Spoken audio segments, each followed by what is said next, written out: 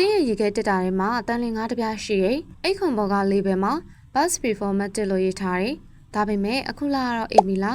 ဒီစားစာကိုစားတင်လားဒါမှမဟုတ်စွန့်ပစ်တင်လားဒါဆိုရင်အခုပဲသိပ္ပံပညာနဲ့အတွေ့အကြုံမှာအခြေခံပြီးတော့ဒီမိကုန်းကိုဖြည့်ရှင်းကြည့်အောင်ဒါကိုမစတင်ခင်ဒီလိုဘဟုတုတရတဲ့အကြောင်းအရာတွေအတွက်ညီမတို့ရဲ့ channel လေးကို like and subscribe လေးလုပ်ခဲ့ပေးပါအောင်နော်တိတ်ကုံရက်ဆိုတာဘာလို့ဆိုလိုတာလဲဈေးဝယ်သွားတိုင်းမြင်နေကြ bus performance နဲ့ use ပိုင်ဆိုတဲ့စကားလုံးတွေကတကယ်ဆိုရင်မတူကြပါဘူး bus performance ဆိုတာကအစားအစာရဲ့အရာသာအနက်နဲ့ quality ရအကောင်းဆုံးဖြစ်နေတဲ့ရက်ကိုပြသတာဖြစ်ပါတယ်ဒါမျိုးတွေကကြော်သွားရင်လုံးဝပုတ်သွားမှာမဟုတ်ပါဘူးတင်တကယ်စမ်းကြည့်မယ်ဆိုရင်အနက်ရတာကအနှဲငယ်ပြောင်းလဲနိုင်ပါတယ်ဒါပေမဲ့ရုပ်ပိုင်ဆိုတာကတော့တကယ်အရေးကြီးရဲ့အဲ့ရက်ကြော်သွားပြီဆိုရင်ဘက်တီးရီးယားတွေဖြစ်စေနိုင်ပြီးအချို့အစားအစာတွေမှာအန္တရာယ်ဖြစ်နိုင်ပါတယ်ဥပမာအနေနဲ့ပြောရရင်အသားငါနွားနိုးတို့မှာဆိုရင်ရက်ကြော်ရင်မစားသင့်ပါဘူးရှင်ကျန်းမာရေးပေါ်တရားမှုဘက်ကကြည့်မယ်ဆိုရင်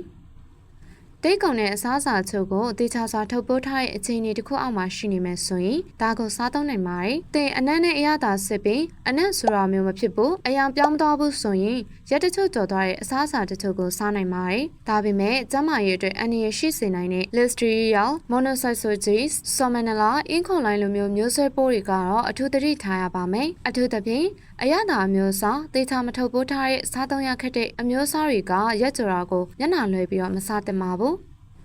အစားအစာပျက်စီးမှုများ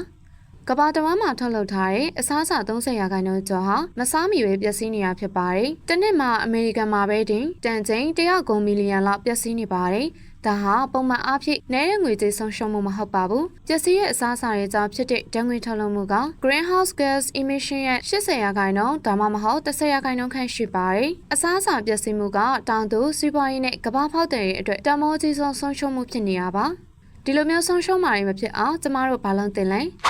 နံပါတ်1တရားဝင် label ကိုနားလည်စွာဖတ်ခြင်းနံပါတ်2 bus before ပြီးသွားပြီမဲ့အနက်အရောင်အရေးသွေးစမ်းကြည့်ခြင်းနံပါတ်3မစားရတဲ့အစားအစာကိုလူရန်ခြင်းဒါမှမဟုတ် compose ပြုလုပ်ခြင်းနံပါတ်4အသုံးဆောင်အနေနဲ့ main plan တစ်ခုချမှတ်ပြီးစားဖို့တိတိကျကျသုံးခြင်းနောက်ဆုံးနံပါတ်5ချက်ကတော့ရက်မနီးသေးတဲ့အချိန်ကလေးကအေးခံတူလောင်ပေးခြင်းအလဲသုံးပြီးတဲ့ပုံမှန်စနစ်အစားသိပ္ပံနဲ့တိတိတသားသုံးဆွဲမှုဟာတကယ်အရေးကြီးပါတယ်။ညီကုန်းချုပ်အနေနဲ့ပြောရရင်တော့